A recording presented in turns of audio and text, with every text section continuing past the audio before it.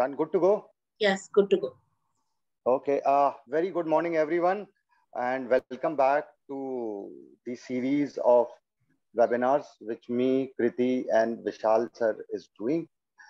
This time, as promised in the last webinar, that we will be discussing more about how to choose college and universities and what are the right questions to be asked to Google and from where different websites where you can get the information and take a very well research based decision. I hope if I am clear to everyone, can you just say yes in the chat box, everyone, all those who have joined, can I have a quick yes from everyone that we all are audible? So chat is open for you all. Okay, right, Anjali. Priya, thank you. Okay, good. So the session will go in an interactive mode and you can use the chat option for interaction, right? So I am Nitin. I'll just start why we need this research. Okay.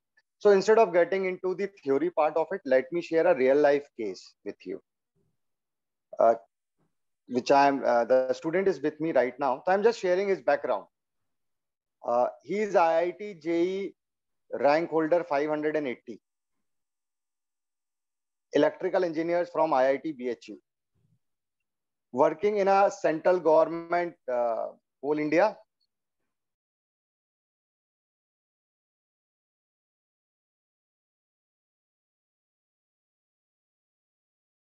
Plus all the perks. So Bangla, गाड़ी, सब ठीक. इस career को आप कैसा career बोलेंगे? Is it good? Is it bad? Should he be happy or should he not be happy? बताइए. Just say, is it a good career or not a good career? What you will say to this? So you can give your answers in the comment section.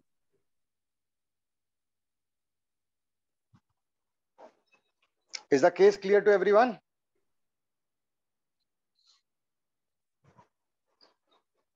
Okay. So just share. Okay, it's a good career. That's what Priya is saying. Okay. Should he be happy or not? Okay, lovely. Happy, yeah, correct. Okay. अच्छा, अब अगर मैं आपसे बोलता हूं, yeah, that's Anjali. There the point is, if he is happy, then it's a good career. Correct. Very well said. So अब वो 27 में मेरे पास अगर करियर काउंसलिंग के लिए आया है बंदा, तो कुछ तो चैलेंज होगा ना. It depends on the person. Correct. So but मैं इसको लॉजिकली देखूं तो बड़ा अच्छा करियर है. Correct. But no, the person is frustrated and he is like कि मुझे ये नहीं करना है. This is how the things have come to me. And then I asked him, what is this one thing which is disturbing you? तो बोले sir मैं I am not satisfied. Then I asked him, are you not satisfied with the type of work or the environment? Because dissatisfaction दो जगहों से आ सकता है. No sir, I have no issues with the type of work. I am an electrical engineer और वही काम मैं कर रहा हूँ. बहुत मजा नहीं आता है, बट मैं नफरत भी नहीं करता हूँ और मैं एग्जॉस्ट नहीं होता हूँ काम पे. Then I asked him what is the main issue. बोले it's the working environment is the main issue. Okay. Then we get into the further questioning में जब चीज समझ के आई तो आप बोलोगे अगर IIT रैंक 580 आया है तो बच्चे ने खुद से इंजीनियरिंग करी होगी, क्योंकि it's a tough exam to correct. जब हमने फर्दर उस बंदे के साथ बात किया, देन ही टोल्ड मी कि sir PCM was not my first choice. Then I asked him what was your first choice. So he said, sir, my first choice was economics. Though we are realigning his career in economics. Then बोला फिर PCM क्यों ले लिया तुमने? बोले sir 95% आए थे and I belong to a small place in Rajasthan. तो घर वालों ने बोला ले लो, तो मैंने ले लिया. देन फिर कोटा क्यों चले गए? बोले सर इंजीनियरिंग करनी थी. मैंने कहा 580 रैंक बगैर मन लगाए नहीं आ सकती है. बोले sir I was a very hard worker, तो वो चीज मेरे अंदर इनकलकेटेड थी कि मैं जो करूंगा पूरी ईमानदारी के साथ करूंगा। अगर डन फर्स्ट अटेम्प्ट में, हाँ 580 है, ड्रॉप भी नहीं है।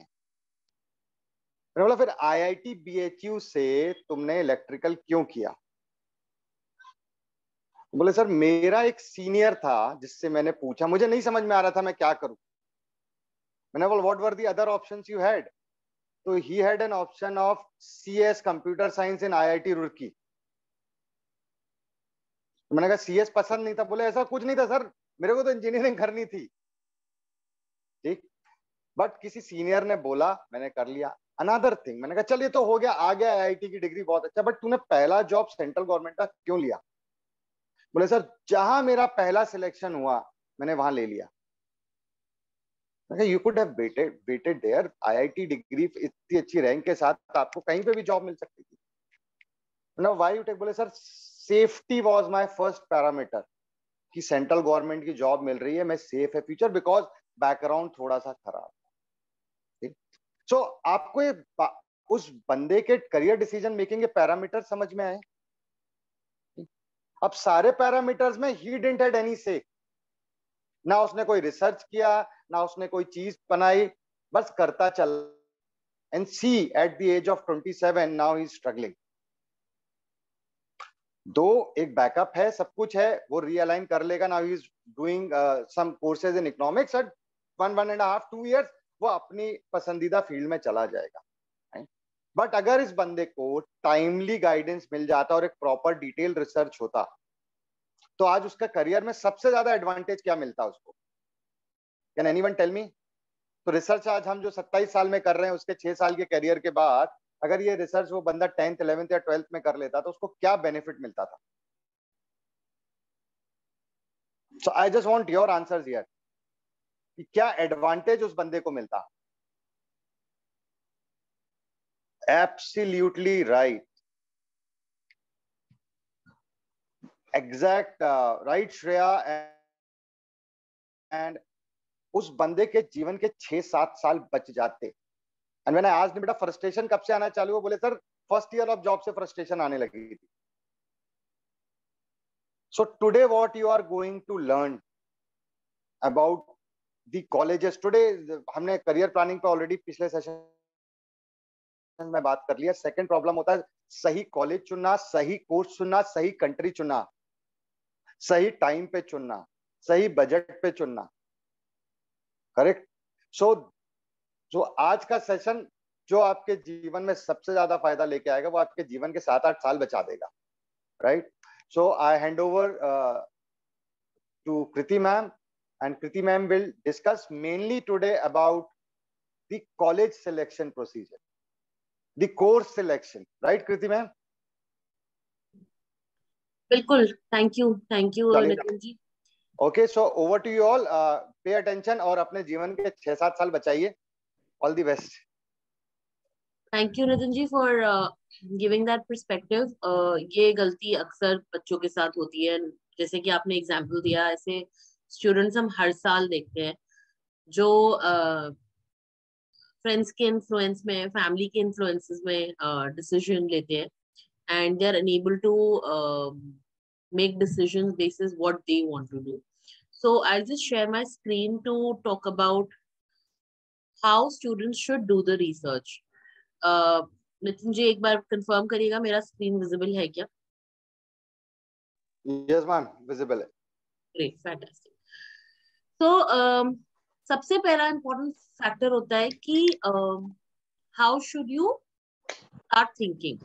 हमने लास्ट 2 सेशंस में, जैसे कि नितिन जी ने कहा, हमने लास्ट 2 सेशंस में ऑलरेडी डिस्कस किया करियर चॉइसेस कैसे बनानी है, किस तरीके से डिफरेंट करियर्स के बारे में सोचना है। और आप में से जिन बच्चों ने हमारे लास्ट 2 सेशंस अटेंड करे होंगे, उनको ही समझ में आया होगा that first and foremost important thing is to understand that किस कोर्स में हमें आगे बढ़ना है, किस करियर में जाना है। तो आज का सेशन में हम बहुत ज्यादा उसके बारे में बात नहीं करना चाहते हैं।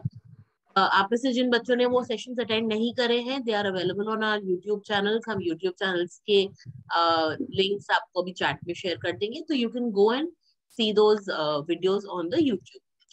So today's session is more about how to research about the institution and the country that you want to get into once you finalize the particular course. तो सबसे पहले हमने प्रोग्राम सिलेक्ट करा, जो कि हम आज की स्टेज तक हमको लगता है हम कर चुके हैं.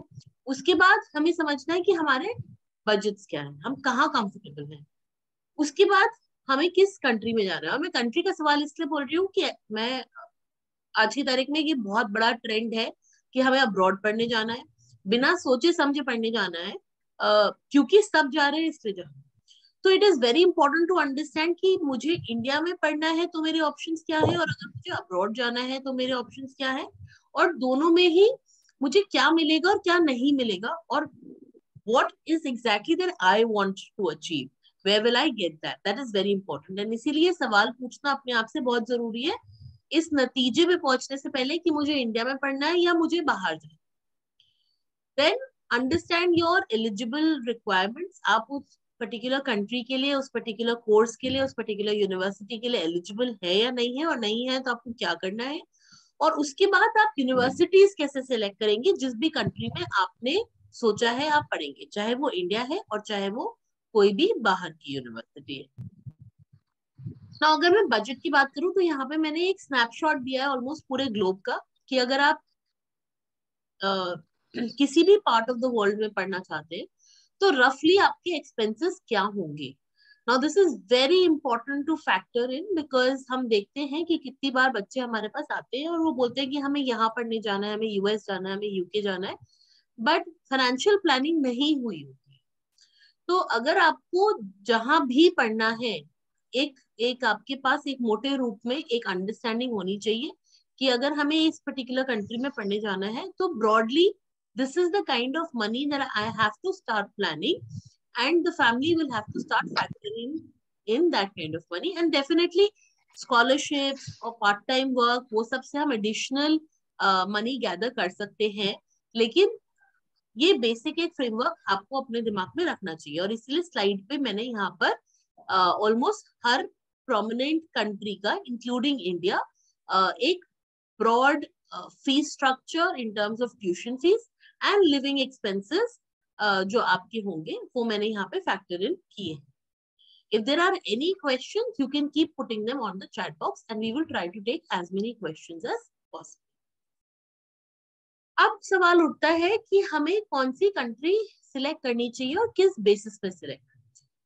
तो सबसे इंपॉर्टेंट फैक्टर है कि आपका गोल क्या है, आप फाइनली क्या करना चाहते हैं. अगर आप बोलते हैं कि मैं बाहर पढ़ने जाना चाहता हूँ क्योंकि मैं वहां सेटल होना चाहता हूँ, तो आपको ऐसी कंट्रीज देखनी चाहिए जो पीआर और सिटीजनशिप ऑफर करती है. आप बोलते हैं कि मैं बस एक बेटर एजुकेशन के लिए जाना चाहता हूँ, ओवरऑल एक्सपीरियंस के लिए जाना चाहता हूँ, तो आपका क्राइटेरिया डिफरेंट होगा. अगर आप बोलते हैं कि बस मैं पढ़ूंगा और पढ़ के वापस आ जाऊंगा, तो शायद आपका क्राइटेरिया फर्क होगा.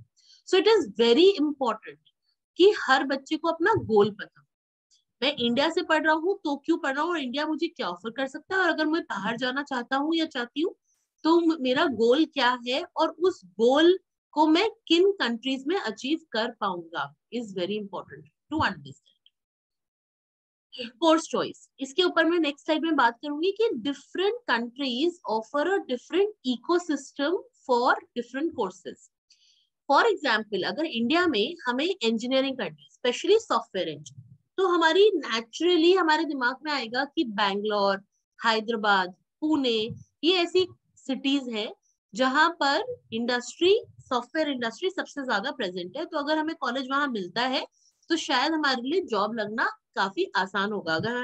अगर हम IITs की बात नहीं कर रहे हैं, हम एक प्राइवेट कॉलेज की या एक नॉर्मल कॉलेज की बात कर रहे हैं. सिमिलरली अगर मुझे इंडिया में कुछ फिल्म से रिलेटेड करना है, कुछ मूवी से रिलेटेड करना है, या मीडिया से रिलेटेड करना है, तो सबसे पहला थॉट होगा कि मुझे बॉम्बे की तरफ, मुंबई की तरफ जाना चाहिए क्योंकि इंडस्ट्री वहां मिलती है. सो सिमिलरली डिफरेंट कंट्रीज में भी डिफरेंट इंडस्ट्रीज का इकोसिस्टम थ्राइव करता है. तो it is very important to understand कि आज कौन सी कंट्री में कौन सी इंडस्ट्री बड़ी और छोटी है, और आप जो कोर्स करने जाना चाहते हैं वो किस कंट्री में उसका इकोसिस्टम है. इंडिया में कौन सी इंडस्ट्रीज हैं जो बड़ी हैं और जो आपको अच्छी जॉब्स दिला सकती हैं, और बाहर कौन सी ऐसी कंट्रीज है जो आपके पर्टिकुलर कोर्स के लिए इकोसिस्टम प्रोवाइड करती है. This is a very important factor to keep in mind.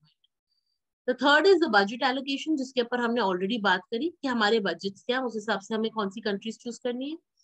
The fourth is the language. बहुत सारे बच्चे बोलते हैं हम किसी भी देश में चले जाएंगे, हम वहां की लैंग्वेज सीख लेंगे, लेकिन सीखना, बोलना और उसमें पढ़ने में बहुत बड़ा फर्क होता है. So you have to understand that the country that you are going to is either an English speaking country, या फिर अगर आप एक नॉन इंग्लिश स्पीकिंग कंट्री में जाते हैं तो वहां की लैंग्वेज से आपको कंफर्टेबल होना होगा. And the next important parameter is the visa and the immigration norms. क्या वो कंट्री इस वक्त आसानी से आपको job visas, work permit, student permit दे रही है या नहीं दे रही है. पता चला आप चले गए, आपने पढ़ लिया, पढ़ने के बाद आपको वर्क परमिट ही नहीं मिलता है, आपको जॉब परमिट ही नहीं मिलता है, तो आप क्या करेंगे. So it is very important to understand these factors when you are keeping in mind the country selection. So okay, so there are some questions coming in. I will take these questions right after discussing the country choices. Now when I was talking about work permit, तो यहाँ पे ये important है factor रखने का कि हम कौन सी कंट्री हमें कितना साल अलाउ करती है to stay back in that country after the completion of our studies.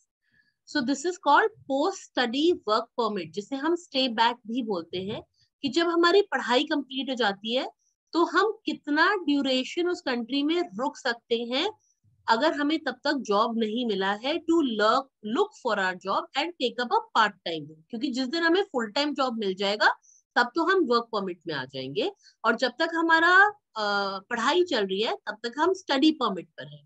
लेकिन इन दो पीरियड्स के बीच का जो गैप होता है वो होता है पोस्ट स्टडी वर्क परमिट. तो हमारे लिए ये समझना बहुत जरूरी है कि कौन सी कंट्री में कितना टाइम रुकने के लिए दे रही है, वो हमारा अलाउंस है to stay back and look for jobs. तो ये फैक्टर समझना बहुत जरूरी है आपके लिए. नाउ हम बात करते हैं कोर्स वाइज सिलेक्शन. सो जैसे कि इंजीनियरिंग है, इंजीनियरिंग अगर किसी बच्चे को करना है तो India is a great place to study, because engineering की ज्यादातर ब्रांचेस की हमारे पास इकोसिस्टम है. अगर मैं खाली एरोस्पेस छोड़ दूं तो बाकी ऑलमोस्ट हर ब्रांच के लिए हमारे पास इंडस्ट्री है to give you jobs. Apart from India, USA, Canada, Singapore, Germany, Australia, Finland, Hong Kong, ये कुछ ऐसी कंट्रीज हैं जहां इंजीनियरिंग इकोसिस्टम बैठता है. आपके पास बड़ी बड़ी इंडस्ट्रीज हैं जो आपको हायर करने के लिए तैयार है. अगर आपको बिजनेस मैनेजमेंट पढ़ना है, फाइनेंस पढ़ना है, मार्केटिंग पढ़ना है, ह्यूमन रिसोर्स पढ़ना है, तो ये ऑलमोस्ट आपको हर कंट्री में मिलेगा. आपको इंडिया में भी मिलेगा और बाहर भी मिलेगा, क्योंकि बिजनेस मैनेजमेंट ऑलमोस्ट हर कंट्री को चाहिए, बिजनेस हर कंट्री के पास है, and hence they are hiring people in business management segment in almost all countries. अगर आपको डिजाइन पढ़ना है तो आपको यूरोप या यूके की तरफ जाना चाहिए. एनिमेशन या गेम डिजाइन पढ़ना है तो कनाडा या Finland are better choices because the industry sits there. Film से रिलेटेड पढ़ना है तो अगेन आपको फिल्म की मेंटालिटी समझनी पड़ेगी. तो इंडिया, यूएस, लंदन, सिडनी, जो ये main I would say Hollywood, Bollywood, UK film industry, these are big industries, and hence you can be in these countries. Logistics पढ़ना है तो आपको लॉजिस्टिक्स हब्स में रहना पड़ेगा, जो बड़े ट्रांसपोर्टेशन हब्स हैं, जैसे कि Singapore, Dubai, Finland, Netherland, Germany, जहां से वर्ल्ड ट्रेड मैनेज हो रहा है, लॉजिस्टिक्स मैनेज हो रहा है. हॉस्पिटैलिटी एंड टूरिज्म के लिए फिर मैंने कुछ कंट्रीज मेंशन करी है, और साइकोलॉजी के लिए फिर कुछ कंट्रीज मेंशन करी है. सो ये कुछ एक प्रोमिनेंट कोर्सेज मैंने यहाँ पे लिए हैं जिसके लिए बच्चे हमारे पास अक्सर आते हैं और पूछते हैं कि किस तरीके के हमें कंट्रीज में जाना चाहिए, या इंडिया में हम पढ़े तो हमारे ऑप्शंस क्या है, अगर हम बाहर जाएं तो हमारे ऑप्शंस क्या है. सो इसीलिए समझना बहुत जरूरी है कि कौन से पर्टिकुलर कंट्रीज में कौन से कोर्सेज या कौन से करियर्स की इकोसिस्टम थ्राइव करती है, जहां आपके जॉब्स लगने के चांसेस ज्यादा अच्छे होंगे. अब आपको एलिजिबिलिटी क्राइटेरिया समझनी चाहिए. सो काफी बच्चे हमें बोलते हैं कि मैम वेबसाइट पे एलिजिबिलिटी 60% लिखी हुई थी, तो क्या 60% पे हर बच्चे का एडमिशन हो जाता है? That is not true. Eligibility is the basic criteria to say that you are eligible to sit for being assessed for the admission. मतलब अगर आपके 60% से नीचे हैं तो आपको एडमिशन के लिए असेस ही नहीं किया जाएगा, पर अगर आपके 60% से ज्यादा है तो आप एलिजिबल है असेसमेंट के लिए, उसके बाद आपको देखा जाएगा, but obviously this does not guarantee admission, ये एलिजिबिलिटी होती है। सिमिलरली अलग अलग कंट्रीज की डिफरेंट एग्जामिनेशंस की एलिजिबिलिटी हो सकती है, जैसे अगर आप बाहर पढ़ने जा रहे हैं तो आपको इंग्लिश का टेस्ट देना पड़ेगा, जो कि आइल्स या टोफल या पीटी या सीएई होता है। कोई कॉम्पिटेंसी या स्टैंडर्डाइज टेस्टिंग देनी हो सकती है, SAT, ACT, MCAT, USMLE. Post graduate test देना पड़ सकता है अगर आप मास्टर्स के लिए जा रहे हैं। आप में से कुछ बच्चों ने चैट में जर्मनी लिखा, तो जर्मनी के लिए जर्मन लैंग्वेज में स्पेशलिस्ट होना जरूरी है, तो आपको टेस्ट या डेल्स देना पड़ेगा to qualify in German language. So eligibility समझना बहुत ज्यादा जरूरी है अगर आप समझना चाहते हैं कि आपको बाहर जाना है। अब हम आते हैं यूनिवर्सिटी।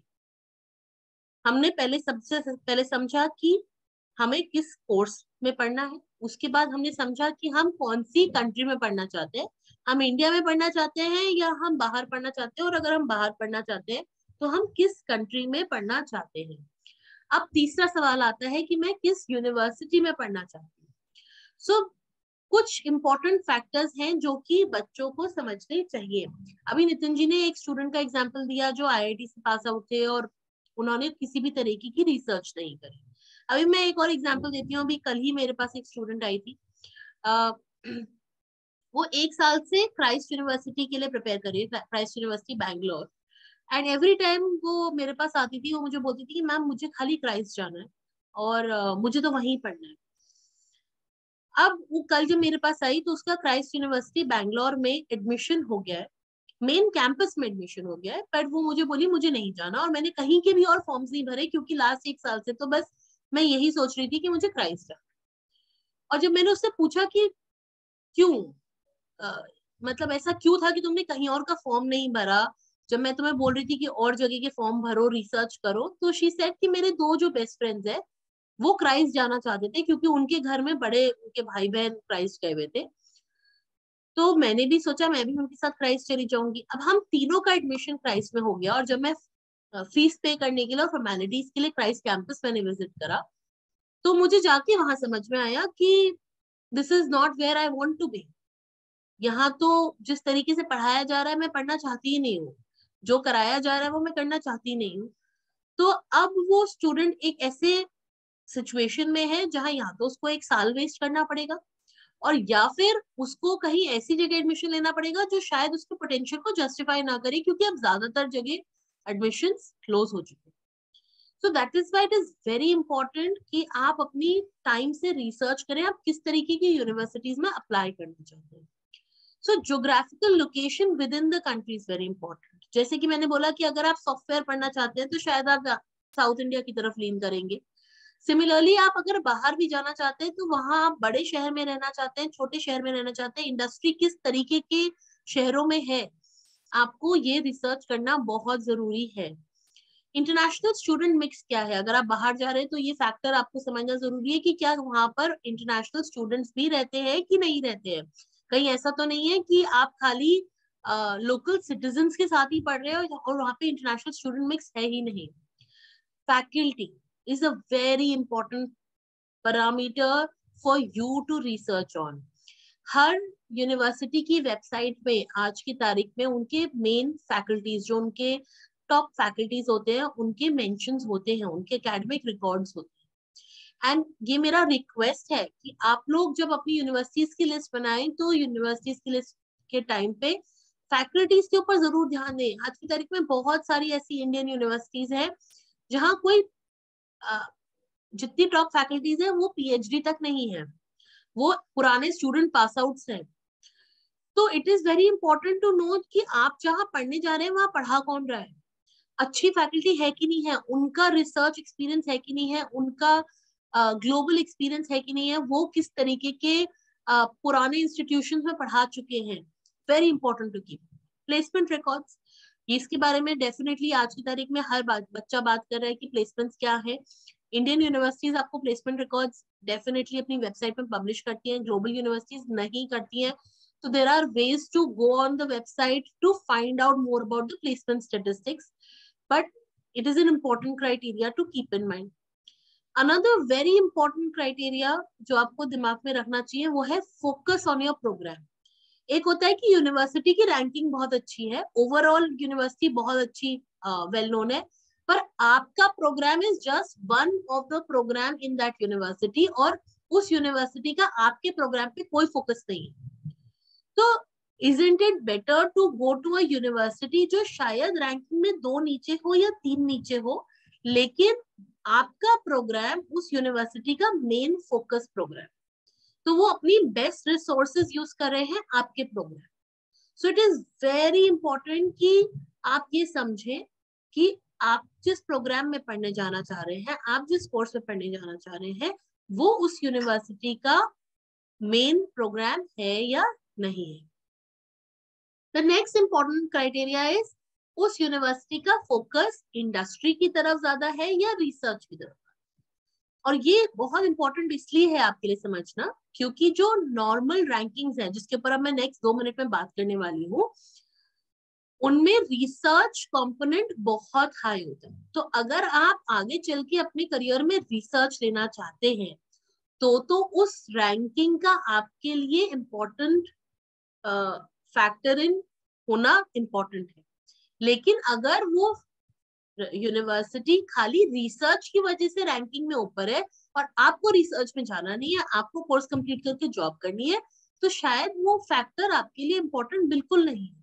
सो आपको ये देखना है कि अगर आपको रिसर्च में जाना है तो आप ऐसी यूनिवर्सिटी ले रहे हैं जो बहुत रिसर्च सेंट्रिक है, और अगर आप चाहते हैं कि नहीं मुझे रिसर्च नहीं करना है, मुझे पढ़ना है, पढ़ने के बाद मुझे जॉब लेनी है, तो आप उन यूनिवर्सिटीज में जा रहे हैं जो ज्यादा इंडस्ट्री अलाइंड है, जो इंडस्ट्री के साथ ज्यादा काम करके जॉब्स पे ज्यादा फोकस कर रही है बजाय की research. And that is why it is important to not only focus on rankings, but build your own parameters, build your own focus areas कि मैं जो चाहता हूँ वो किस यूनिवर्सिटी में मुझे मिलेगा।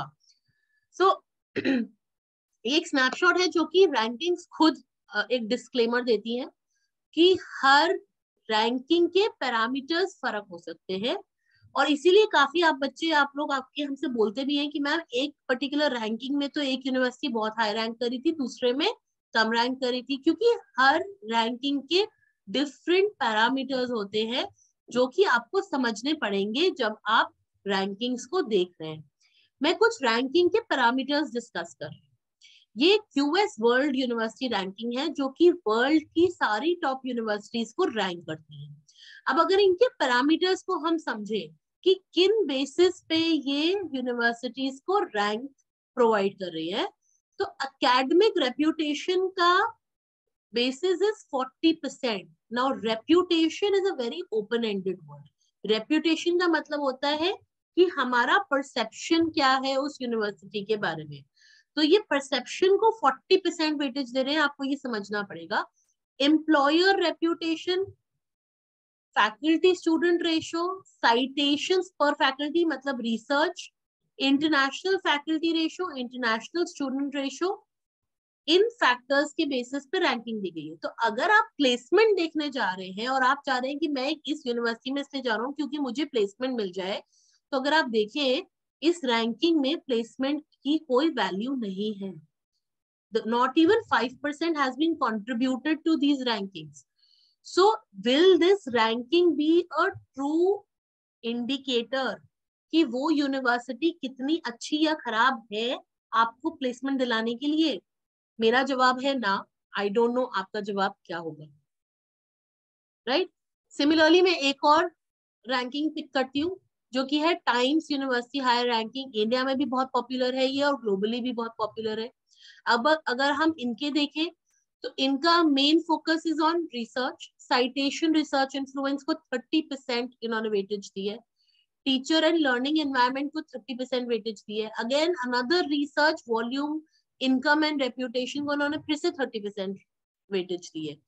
तो ये पर्टिकुलर फ्रेमवर्क, ये पर्टिकुलर रैंकिंग बहुत ही रिसर्च सेंट्रिक है. जिन बच्चों को रिसर्च की तरफ जाना है उनको इसकी रैंकिंग जरूर देखनी चाहिए, पर जिसको जॉब लेना है उसको शायद ये रैंकिंग नहीं लेनी चाहिए, अपने फैक्टर इन नहीं करनी चाहिए. अब हम देखते हैं नेशनल इंस्टीट्यूशनल रैंकिंग फ्रेमवर्क जो कि गवर्नमेंट ऑफ इंडिया ने निकाला है, मिनिस्ट्री ऑफ एजुकेशन ने, for ranking Indian universities. Indian universities को रैंक करने के लिए NIRF जो कि गवर्नमेंट ऑफ इंडिया ने फ्रेमवर्क निकाला है, उनके क्या फैक्टर्स हैं. तो कुछ प्रोमिनेंट पैरामीटर्स है.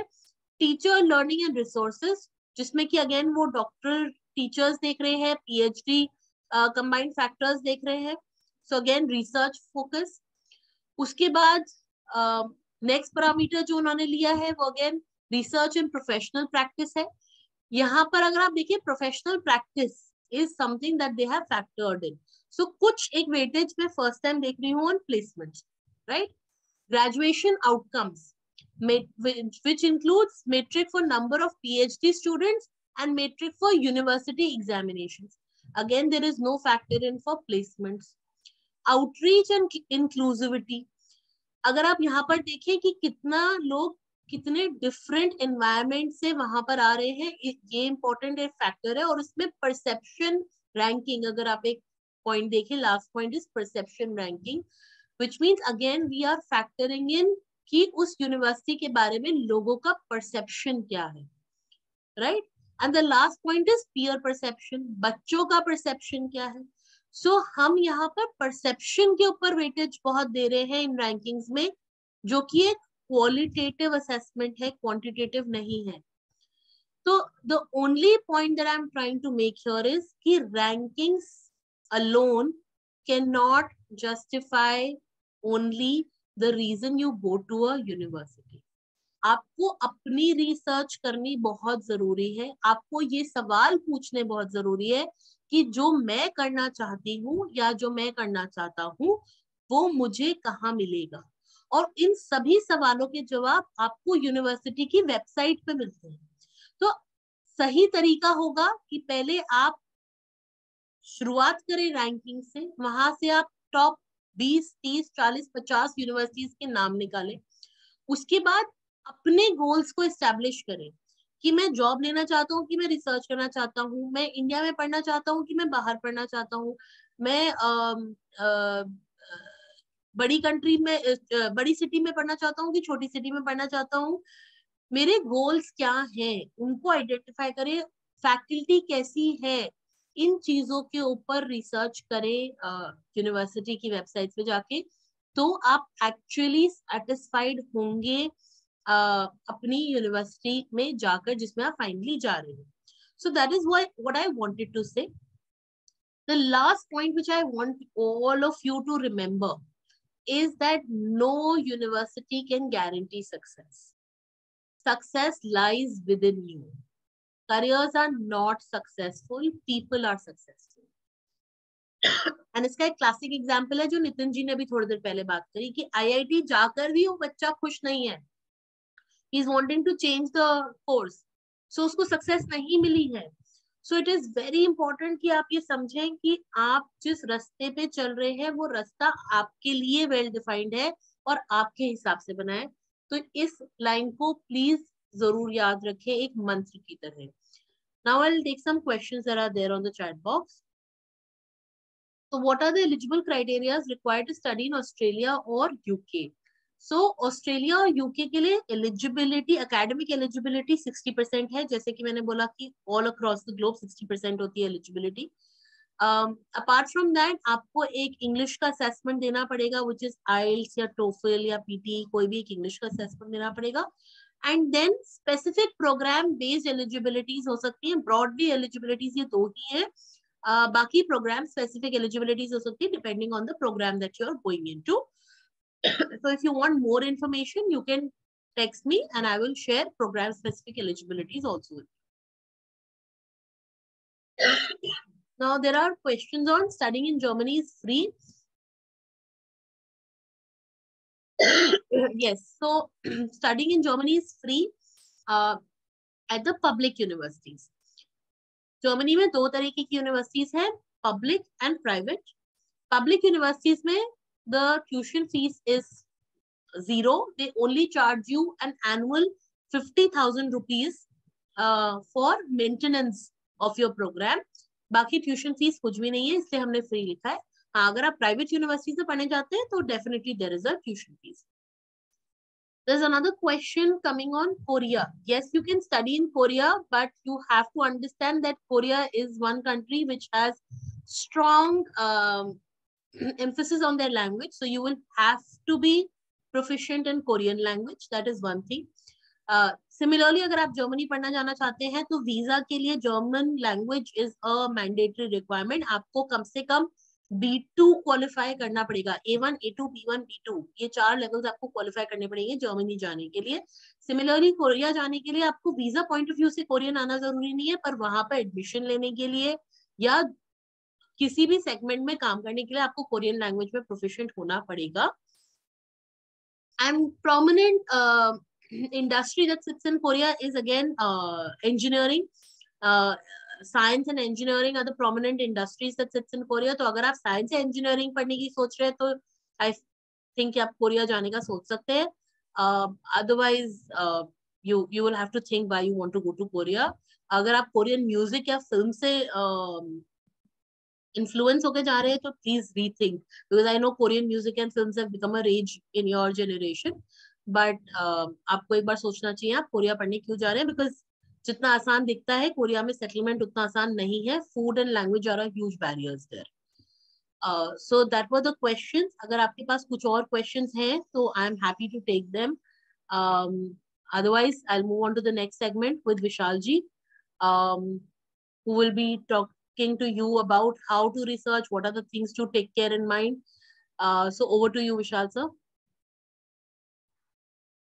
Thank you so much, Kudeji. So hey guys, a very good morning to everyone. Am I audible? Yes, you're audible. Okay, fine. So guys, very good morning. And this was one of the most amazing sessions by Kriti. And there are a lot of new informations that even I have received. So I'm completely assured that all of you might have got some of the amazing informations or things to take care of. Now, let's try to understand कि when we research, so ma'am started with the research कि आपको क्या करना है, कहाँ से करना है, क्यों करना है, कैसे उसकी research होती हैं, कितनी ranking parameters होती हैं, and how you take care of those ranking parameters. College, so हमें क्या करना है? हमें सबसे पहले करना है अपने ऊपर research. ठीक है कि what you are good at, what are the plus strengths and weakness that you have, what are the aptitudes, interests, personality that you have. Next, you need to understand कि all these things कौन कौन सी ऐसी industry है जो आपके strengths पर काम करती है, राइट? तो हमने हमेशा समझा है कि एवरी पर्सन इज यूनिक. ठीक है, बहुत बढ़िया बात है, अच्छी बात है. How this every person is unique is based on their aptitude, personality and interest, right? Now when we do this, we need to understand कि every industry or every job parameters are different, are unique. ठीक है, हर किसी में एक specific set of skills की requirement होती है. तो हमें सिर्फ इतना करना है कि हमें पहले अपनी यूनिकनेस समझनी है, फिर हमें इंडस्ट्री की यूनिकनेस समझनी है जिस इंडस्ट्री में हम जाना चाहते हैं, और हमें इस दो यूनिकनेस को कनेक्ट कर देना है एक दूसरे से. That's it. ठीक, जब हमने ये कर लिया कि हमें अपनी और इंडस्ट्री क्या समझ में आ गया, अब तीसरा रिसर्च जो हमें करना है वो हमें करना है in terms of degrees that we have, कि कौन कौन सी ऐसी डिग्रीज हैं जो कि मुझे उस पर्टिकुलर जॉब में या उस पर्टिकुलर करियर में पहुंचा सकती है, या कौन सी डिग्रीज हैं जो मेरी basic pre requirement to get into those careers eligible हो. ठीक है, after this, once we are done through this, obviously next क्या स्टेप होगा? डिग्री के साथ साथ, तो डिग्री तो हमने रिसर्च कर ली कि यार मुझे बीकॉम करना है, बीएससी करना है, बीए करना है, एमबीए करना है, एमए करना है, एमएससी करना है. बीटेक करना है, सो मुझे स्पेसिफिकली डिग्री कौन सी लेनी है, ये जब आपने डिसाइड कर लिया, now will decide on the college और यूनिवर्सिटी, कहाँ से, कैसे। साथ ही साथ में, इसके साथ ही में हमें ये भी डिसाइड करना है कि क्या हमें इंडिया से पढ़ना है या बाहर जाकर पढ़ना है, ठीक है, अब्रॉड जाके पढ़ना है।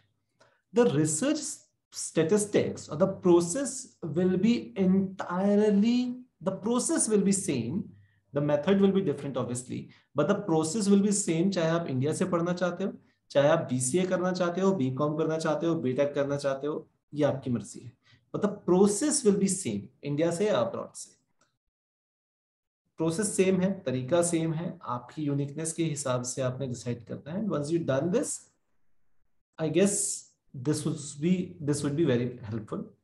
Second thing which we need to understand here is कि the only person who is there to decide कि आपने क्या करना है,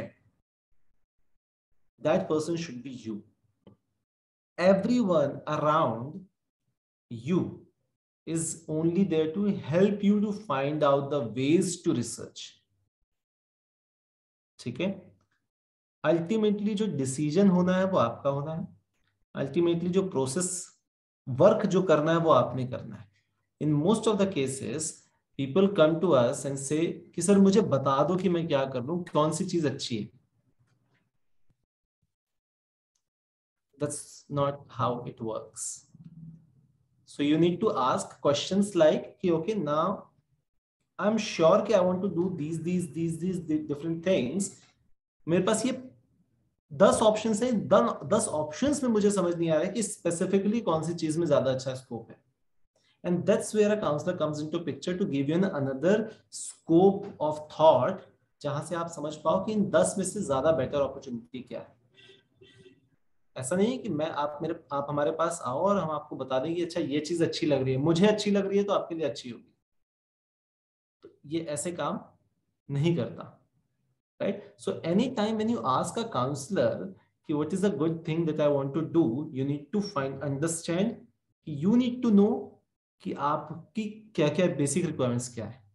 तो अगर बिल्कुल जीरो से भी आप आ रहे हो तो we start from that process, but don't come and say और टू एनी काउंसलर अब्रॉड कहीं पर भी कि मुझे आप बता दो कि मुझे क्या करना है, मुझे आप बता दो कि कौन से कॉलेज में जाना है, मुझे आप बता दो कि कौन सी यूनिवर्सिटी में जाना है, इंडिया में पढ़ना है या अब्रॉड में पढ़ना है, ठीक है।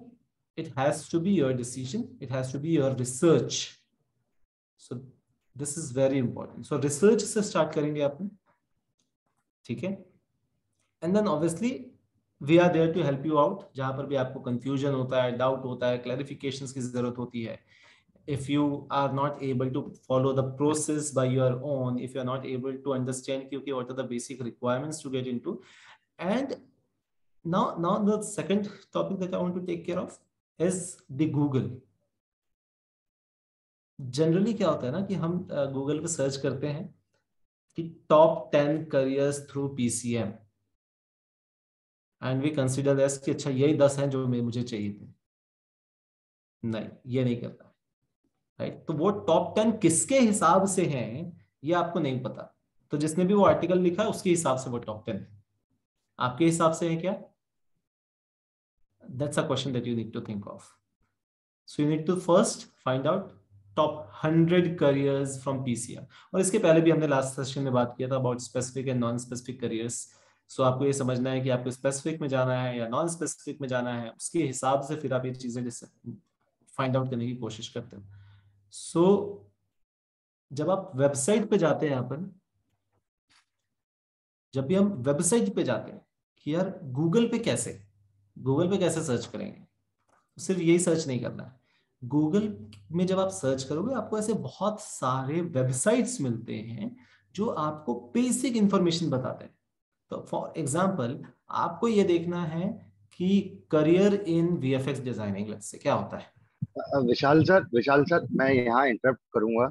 Yes. And I ask this question on behalf of student to you and Kriti ma'am both.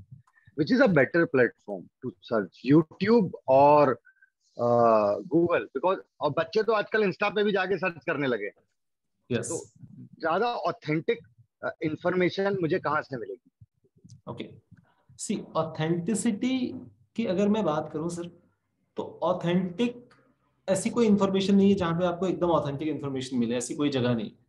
The only thing we need to understand is that there are a lot of informations available and we need to find all the informations and we need to collect और उसको फिर analyse करना खुद का काम है।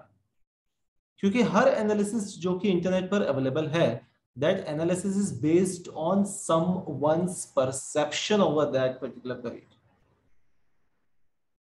right? मेरा perception उनके परसेप्शन से मैच होता है या नहीं होता है, I don't know, right? So we need to understand कि ये ऑप्शंस है मेरे पास, and I was giving an example to this कि let's say I want to get into VFX designing, ठीक?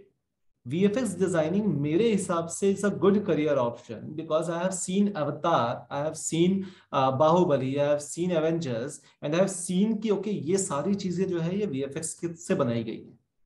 I might have seen some of the TV serials जिसमें I can understand कि अच्छा ये VFX पे काम हुआ है इसमें, बट क्या वो VFX जो मुझे समझ में आ रहा है VFX है, क्या ये मेरे पेरेंट्स को भी VFX समझ में आ रहा है? शायद नहीं आ रहा है।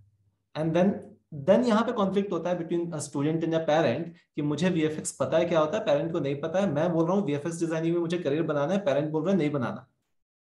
गलत पेरेंट नहीं है, the only thing is because they don't understand what VFX is, and that's where our research will come into picture, where we will research what is VFX, what is the job prospect of VFX, what are the skills required for VFX, what are the different universities or colleges which are offering courses in VFX, what is the career scope in VFX, what is the future of this particular VFX, and then collecting all the data from different resources.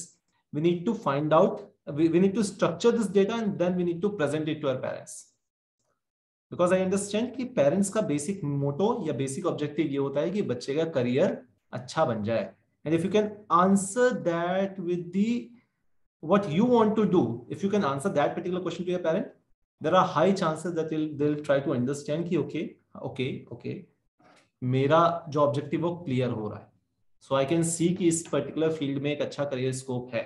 तो हमें अलग अलग information, अलग अलग जगह से information collect करके उसका एक स्ट्रक्चर बनाकर प्रेजेंट करने आना चाहिए, जिसमें उस स्ट्रक्चर में बेसिकली जो मैं समझता हूँ कि जो चीजें होनी चाहिए, सबसे पहले कि ये इंडस्ट्री क्या है, इस इंडस्ट्री में काम क्या होता है, इसका फ्यूचर क्या है, करियर स्कोप क्या है, पैसे कितने होते हैं इसमें, कहाँ से किया जा सकता है, टॉप कॉलेजेस या यूनिवर्सिटीज कौन सी हैं, और ऐसे कुछ लोग जिनका एग्जांपल्स दिया जा सके, राइट? तो हमने इंडिया में देखा है, फॉर एग्जांपल अगर हम क्रिकेट की बात करें तो पेरेंट जानते हैं कि अच्छा क्रिकेट एक अच्छा करियर ऑप्शन है। जब हम क्रिकेट के बारे में बात करते हैं तो हम महेंद्र सिंह धोनी, विराट कोहली, सचिन तेंदुलकर, सौरव गांगुली, इनके एग्जाम्पल देते हैं या पेरेंट को पहले से पता होता है। अब ऑब्वियस सी बात है, जो न्यू मॉडर्न एज करियर्स हैं उसके बारे में, जब उसके बारे में नहीं पता पेरेंट्स को, तो उससे रिलेटेड लोगों के बारे में कैसे पता होगा? अगर आप ई गेमिंग की बात कर रहे हो तो आपको ई गेमिंग में जो लोग अच्छा काम कर रहे हैं उनका एग्जांपल देना पड़ेगा, दिखाना पड़ेगा कि देखो ये बंदा है, ये इतना इतना काम किया है इसने, लोग इसको इतना जानते हैं, इतना पैसा इसने कमाया है, इस पर्टिकुलर चीज का फ्यूचर स्कोप कैसा है। So I guess you need to understand कि आपका रिसर्च ही सबसे ऑथेंटिक है। The different information, Google, YouTube, every of these resources will help you to find or to collect the data and to analyze the data as per you. So I guess this would be a much better way to research rather than just कि किसी एक की बात को मैं सुनकर या मानकर या पढ़कर मैं मान जाऊं। I agree, Vishal ji. Can I just add a point here? Yeah, please. Answering the question Nitin ji also said, and the point that you just mentioned, आप बिल्कुल सही बोल रहे हैं कि खाली एक किसी भी वेबसाइट पे जाकर उनका व्यू पॉइंट लेना is not the right thing to do, because ये अगेन व्यू पॉइंट्स है। हर आर्टिकल जो वेबसाइट गूगल पे डला हुआ है वो कहीं ना कहीं एक ब्लॉग है, एक आर्टिकल है जो किसी ने अपने व्यू पॉइंट, अपनी समझ, अपने नजरिए से बनाया। तो आप डेफिनेटली डिफरेंट लोगों के नजरिए को समझिए, लीजिए, लेकिन खाली उस एक नजरिए के बेसिस पे अपने लाइफ का डिसीजन मत लीजिए। And very important to tell you is Quora. आप आज की तारीख में ज्यादातर बच्चे कोरा पे जाते हैं, आर्टिकल्स पढ़ते हैं और एक व्यू पॉइंट बनाकर आ जाते हैं कि मैम हमने तो इस यूनिवर्सिटी के बड़े अच्छे रिव्यूज पढ़े, हमने तो इस यूनिवर्सिटी के बड़े ही खराब रिव्यूज पढ़े, तो आप कितना ही बोल दो हम तो इस यूनिवर्सिटी में नहीं जाएंगे क्योंकि हमने 4 रिव्यू पढ़े थे, चारों के चारों खराब थे। Now it is very important to understand that ये reviews can be there with a purpose. आज वो रिव्यूज, चाहे वो गुड रिव्यूज है चाहे वो बैड रिव्यूज है, वो कॉम्पिटिटर डलवा सकता है, मैं वो यूनिवर्सिटी खुद पोस्ट करवा सकती है। किसी एक बच्चे को किसी एक बात पे बहुत ज्यादा गुस्सा आ गया, उस गुस्से में आकर उस बच्चे ने रिव्यू लिख दिया, तो ये काफी कारण हो सकते हैं वो रिव्यू पोस्टिंग के। सो खाली अगेन कोरा पे विश्वास मत करिए, किसने लिखा है, उसकी क्रेडिबिलिटी क्या है, उसके ऊपर भी रिसर्च करिए। So it's very important to think through the data that you are collecting from the web. Yes, absolutely. And one more thing, कि अगर आपने ये डिसाइड कर लिया है कि आपको किस पर्टिकुलर फील्ड में जाना है, and if you want to get into more details of that particular field, Twitter is a very good option. LinkedIn is a very good platform where you can actually connect with people and just drop message to these people, DM to these people कि sir these are the things that I wanted to make my career out of in this particular industry, and I assume that you are from this particular industry, can you guide us? And in LinkedIn, mostly the people are more genuine, the people are more professional, and people do respond. Not everyone responds, but some of these people responds who are working on that particular industry. So LinkedIn is a very good platform when you really want to get into the insights of that particular industry or that particular career option. So LinkedIn again is a good option other than Google or YouTube to get the information, right? And at the end of the day, it's all about the more information that you collect, the more analysis that you do of those particular things. And okay, so this at the end, your decision will be your decision, and you'll have to bear the fruits or the consequences of your decisions, right? So you need to understand that every decision matters, and you'll have to research with all the possibilities, and that's where some of the people come into picture who actually guide you along for a better research methodologies, who can guide you along. Okay, you need to research on these particular points, or you research this, do you feel that this can be done through a different way? That's where counselor comes into picture. That's where 3 of us comes into picture, and you can obviously connect with any one of us. So that's it from my side for the day. And for the closing statement, I'll ask Mr. Nitin Srivastava. Thank you, Vishal, and thank you, Kriti. See, just okay, I guess there's okay, right. So, दो चीजें मैं बोलना चाहूंगा यहाँ पे। Number 1, एक myth career planning और career decision making और कॉलेज डिसीजन मेकिंग को लेके क्लियर कर लीजिए। नंबर 1, कोई वेबसाइट आपको बताएगी, कोई काउंसलर बताएगा, कोई साइकोमेट्रिक असेसमेंट आपको बताएगा, कोई पेरेंट आपको बताएगा, कोई फ्रेंड आपको बताएगा कि मुझे क्या करना है। सॉरी, इस भरोसे बिल्कुल ना बैठे। Even we counselor can help you. The actual decision need to be taken on the research based one. Now, अब अगर मुझे डिसीजन लेने हैं ना, तो मैं I come from a psychology background, तो मैं हमेशा करियर के उस एस्पेक्ट पे बात करता हूँ सारे वेबिनार्स पे। ह्यूमन बींग्स 2 तरीके से डिसीजन लेते हैं, रादर 3 तरीके से डिसीजन लेते हैं। एक होता है a decision which is completely emotional. मुझे इससे प्यार हो गया है, तो जब अपन प्यार के इमोशन में रहते हैं तो उस व्यक्ति की कोई गलती नहीं दिखती अपन को, फिर बाद में जाके समझ में आता है अरे यार ये तो टॉक्सिक हो गया। ठीक, so where the emotion is dominating, it's okay there, when it comes to love relationship it's okay, चलता है। बट लोग करियर में, सर मुझे पैशन फॉलो करना है, and they just go ahead without getting into the facts. Recently another case came to me, 6 बार NEET दिया है, 6 टाइम्स, कौन देता है? देन जब फ्रस्ट्रेट हो गया तो मेरे पास आया केस, दो it came through mental health issues. मैंने पूछा बेटा पहले अटेम्प्ट में नंबर कितने आए, दूसरे में कितने आए, तीसरे में कितने आए? चलो 2 अटेम्प्ट तक समझ में आता है, राइट? पहले के नंबर थे 70, दूसरे में नंबर थे सम अराउंड 120, और तीसरे में भी 130 के आसपास। मैंने कहा बेटा सिलेक्शन कितने में होता है? एंड इज लाइक कि सर 600 प्लस तो चाहिए। अब 170 से 600 पहुंचना, आपका इमोशन हो सकता है कि मुझे डॉक्टर बनना है, but there has to be a strike. आप फैक्ट्स को नहीं नजरअंदाज कर सकते हैं, प्लीज अंडरस्टैंड। सामने वाला आपको बेइंतहा प्यार कर सकता है, बट वो करियर में सेट नहीं है तो माँ बाप शादी करने नहीं देंगे। ये पुरानी बॉलीवुड मूवी नहीं है कि प्यार से घर चल जाएगा। Same applies with career. तो एक प्रॉपर बैलेंस बनाइए, right? And I think Kriti ma'am has given a fantastic framework, right? मतलब इतना स्ट्रक्चर्ड, इतना टू द पॉइंट, इतना सिंपल फ्रेमवर्क आपको नहीं मिल सकता है।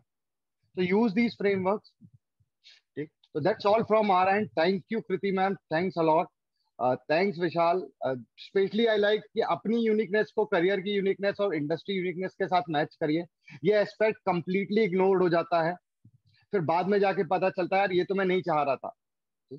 अच्छा, एक और चीज आपको यहाँ मैं बताना चाहता हूँ, इतना सब करने के बाद भी there is no 100% guarantee. There will be certain things which are uncertain, और जो हमको जाके पता चलेंगे। बट आपके पास एक रिसर्च मेथोडोलॉजी है, तो उस समय अगर आपको कुछ गलत हो भी गया तो आपके पास एक रिसर्च मेथोडोलॉजी, आप again you can change it, but probability of getting wrong is reduced. But bigger research करके जाएंगे, the probability of getting wrong is very high. And college जाने के बाद ना फिर यू टर्न नहीं होता है। And last thing I like to hear, मैं हमेशा बोलता हूँ, मैंने फ्रॉम किसी एग्जाम की तैयारी करना बहुत अच्छी बात है, जरूरी है, इमोशन पैशन सब लाइए, बट समय रहते उस तैयारी से एग्जिट करना भी उतनी जरूरी है। स्पेशली जो यूपीएससी या इन एग्जाम्स की तरफ जा रहे हैं, 8-8 10-10 अटेम्प्ट, 40-40 साल तक, सरकार बोलेगी 50 साल तक, तो 50 साल एग्जाम थोड़ी देते रहोगे। So this is where the entire research will help you out. Thank you so much, everyone. One request: the group is intact. Please don't leave the group. Right information हम कोई उस पे, आप देखेंगे एक एक महीने तक उस पर कुछ चीज शेयर नहीं होती, सिर्फ काम की चीज शेयर होती है। Another I think 100+ students are there in that group. We request you all to be a brand ambassador of this series, right? By sharing it, आप शायद किसी के जीवन के कई साल बचा सकते हैं, कि आपके जरिए से उसको इन्फॉर्मेशन बनी और उसको करियर डिसीजन लेने में मदद मिली, right? Thank you so much guys, have a wonderful Sunday. Thank you ma'am, thank you Vishal, bye bye.